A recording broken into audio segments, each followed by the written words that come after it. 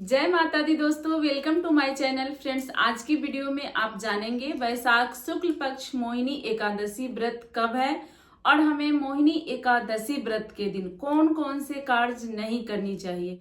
कुछ ऐसे कार्य जो हमारे शास्त्रों में वर्जित हैं, अगर हम एकादशी व्रत के दिन करते हैं, कितनी भी नियम पूर्वक से हमने व्रत रखा हो, हमारा व्रत नष्ट हो जाता है, उसका कोई पुण्य फल हमें प्राप्त नहीं होता है। इसीलिए ये वीडियो बहुत ही अधिक महत्वपूर्ण है। आप वीडियो को अंत तक जरूर देखें और वैशाख शुक्ल पक्ष मोहिनी एकादशी की संपूर्ण नियम विधि इस वीडियो में आप जानेंगे।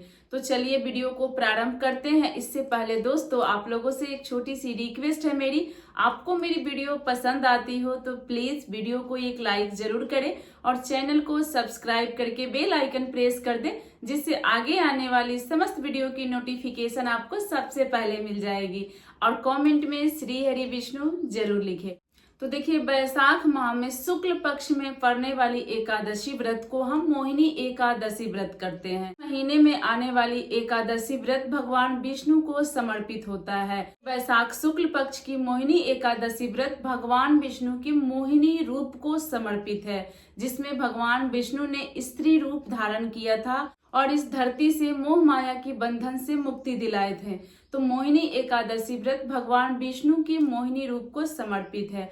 इस वर्ष 2025 में वैशाख शुक्ल पक्ष की मोहिनी एकादशी व्रत की तिथि प्रारंभ होती है 7 मई दिन बुधवार सुबह 10:20 से और एकादशी तिथि समाप्त हो रही है 8 मई गुरुवार दोपहर 12:29 पर। उदया तिथि को मानते हुए हम लोग 8 मई 2025 दिन गुरुवार को मोहिनी एकादशी व्रत रखेंगे। 8 मई 2025 दिन गुरुवार को हम लोग मोहिनी एकादशी व्रत रखेंगे। अब चलिए जान लेते हैं मोहिनी एकादशी व्रत की पारण हम कब करेंगे। तो देखिए, मोहिनी एकादशी व्रत 2025 पारण की शुभ मुहूर्त बन रहा है 9 मई को सुबह 5:16 से लेकर सुबह 8:16 के बीच आप पारण कर लेंगे। एकादशी व्रत अगर हम नियम पूर्वक नहीं करते हैं तो व्रत का कोई फल हमें प्राप्त नहीं होता है। तो जितना नियम पूर्वक से आप एकादशी व्रत की 10वीं तिथि नहाए खाए का नियम धारण करेंगे, उतने ही नियम पूर्वक आप एकादशी व्रत रखें और उतना ही नियम से आप पारण भी करें। 10वीं एकादशी और द्वादशी तीनों दिन आप नियम का पालन नहीं करेंगे तो एकादशी व्रत का कोई फल आपको प्राप्त नहीं होता है। तो 10वीं तिथि के दिन लहसुन प्याज की सेवन न करें, मांस मंदिरा तो वर्जित ही रहता है। उसके साथ साथ बैगन, मसूर की दाल, इन सब सामग्री की आप सेवन न करें। बिल्कुल शुद्ध शाकाहारी भोजन करें। हो सके तो तेल में अपनी भोजन न बनाएं, घी में बनाकर खाएं तो ज्यादा अच्छा रहेगा, क्योंकि तेल भी वर्जित होता है एकादशी व्रत में। और नियम पूर्वक आप एकादशी व्रत करें। 8 मई 2025 दिन गुरुवार को सुबह सवेरे जल्दी उठकर नहा धोकर आप भगवान विष्णु की मोहिनी रूप की पूजा करें।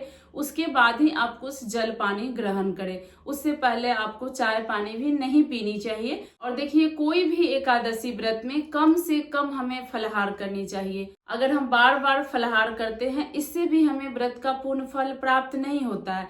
तो आप लोगों को मैं बता रही हूँ कि एकादशी व्रत के दिन हमें कौन कौन से कार्य नहीं करने चाहिए। जैसे कि आप लोग को मैं बताई कि ज्यादा फलाहार भी हमें नहीं करनी चाहिए। कभी हम चाय पी लिए, कभी कुछ फल खा लिए, कभी मूंगफली खा लिए, इस तरह से नहीं। आप एक ही बार अच्छे से कुछ गंभीर फलाहार बनाकर कर ले, जिससे कि बहुत देर तक आपका पेट भरा रहे।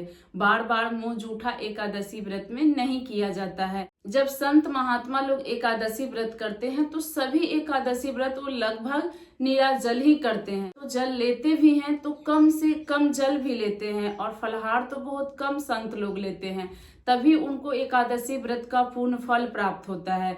उसके बाद आप बहुत ही नियम पूर्वक एकादशी का व्रत रखें।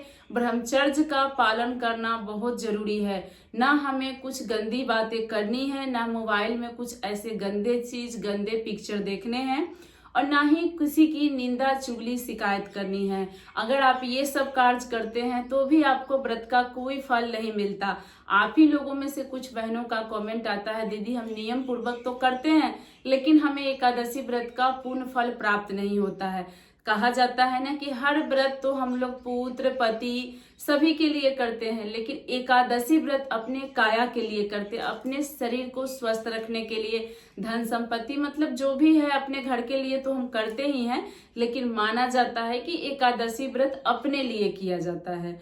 तो इसीलिए आप लोग नियम पूर्वक करें। आपको ब्रह्मचर्य का पालन ज्यादा ध्यान देना है, क्योंकि ब्रह्मचर्य का पालन नहीं किया जाए तो विष्णु भगवान वो व्रत पूजा स्वीकार नहीं करते हैं। उसी प्रकार जब पारण का दिन आए 9 मई 2025 दिन शुक्रवार को हम लोग मोहिनी एकादशी व्रत का पारण करेंगे।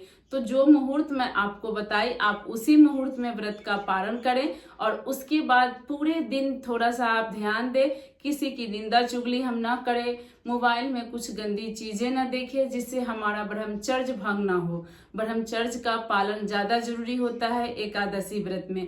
हम किसी की निंदा चुगली करते हैं वहीं हमारा व्रत भंग हो जाता है, इसकी भी आप ध्यान रखें। आपके घर में कोई भी भूखा व्यक्ति आता है उसे भोजन आप जरूर करें। बड़ों का सम्मान ज्यादा जरूरी होता है। ऐसा नहीं कि हम भगवान को अगरबत्ती आरती दिखा रहे हैं और अपने से बड़ों का अनादर कर रहे हैं, इससे भी हमें व्रत का फल नहीं मिलता है। इन सब चीजों का आप ध्यान रखें। चलिए आप लोग को सबसे महत्वपूर्ण बात बताती हूँ जो मोहिनी एकादशी व्रत में हमें करना है। तो फ्रेंड्स, आप लोग को अगर मेरी वीडियो अच्छी लग रही हो तो एक लाइक आप जरूर करें। आपकी एक लाइक से हमें बहुत अधिक हिम्मत और प्रेरणा मिलता है, तो लाइक जरूर करें।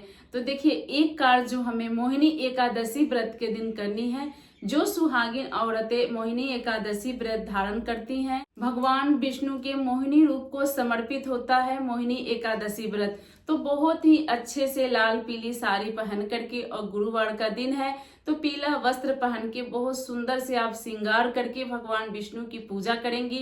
भगवान बहुत अधिक प्रसन्न होते हैं। जहाँ भगवान विष्णु रहते हैं माता लक्ष्मी साथ साथ रहती हैं। तो कोई भी व्रत में हमें सुहागिन औरतों को अच्छे से तैयार होकर ही पूजा करनी चाहिए। और ये मोहिनी एकादशी व्रत है तो भगवान के मोहिनी रूप जैसा हमें अपना भी रूप धारण करना चाहिए।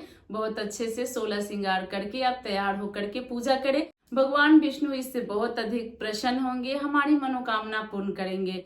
तो वैशाख शुक्ल पक्ष की मोहिनी एकादशी व्रत की संपूर्ण नियम विधि, क्या करना चाहिए और क्या नहीं करना चाहिए, आपके साथ मैं शेयर की। आशा करती हूँ वीडियो आप लोग को जरूर पसंद आई होगी। एक लाइक आप जरूर कीजिएगा। आगे की वीडियो देखने के लिए चैनल को सब्सक्राइब कीजिएगा।